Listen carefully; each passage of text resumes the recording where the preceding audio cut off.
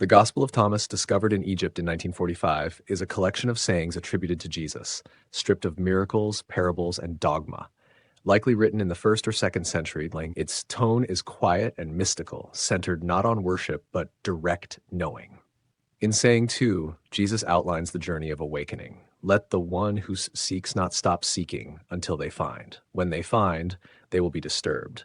When they are disturbed, they will marvel. When they marvel, they will reign over all. And when they reign, they will rest. These aren't religious steps. They're inner thresholds. They map what happens when someone begins to wake up, not just spiritually, but existentially. The journey begins with seeking, an ache, a hunger for something real beneath the noise.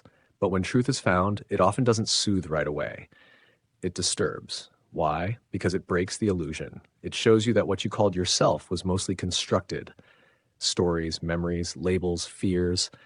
That disturbance isn't failure. It's the veil starting to fall. And if you stay through that shaking, something deeper opens. Marveling. Not the wow of entertainment, but the awe of seeing what's always been here. This is when you start living not from control, but from communion. You begin to see others not as strangers, but as reflections. You don't rise above them, you fall into unity. This mirrors where science itself is heading. The old model, materialism, claimed that reality is just atoms bumping around, that consciousness is a side effect of brain chemistry, that death is the end, and love is chemical illusion. But cracks are spreading. Quantum physics shows the observer is part of the outcome. Consciousness can no longer be dismissed. It may be more fundamental than matter itself. Neuroscience is revealing that the self is more of a constructed process than a solid identity. Even biology is turning toward cooperation over competition. In other words, science is beginning to sound a lot like the mystics. And Jesus' ancient words, disturbance, marveling, resting in what's real, are beginning to look like descriptions of the collapse of outdated mental models. So how does this apply to our lives?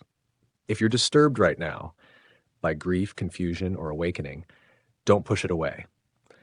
You might be on the verge of marveling. If everything feels like it's falling apart, it might be that the false layers are dissolving. If science is letting go of its hard edges, maybe you can too. The invitation is not to run from disturbance, but to move through it. Because on the other side is not emptiness, it's clarity, it's resting. Not because life got easier, but because you stop mistaking illusion for reality. That's what it means to reign, not in power over others, but in sovereignty over your own fear. And from that stillness, real peace begins.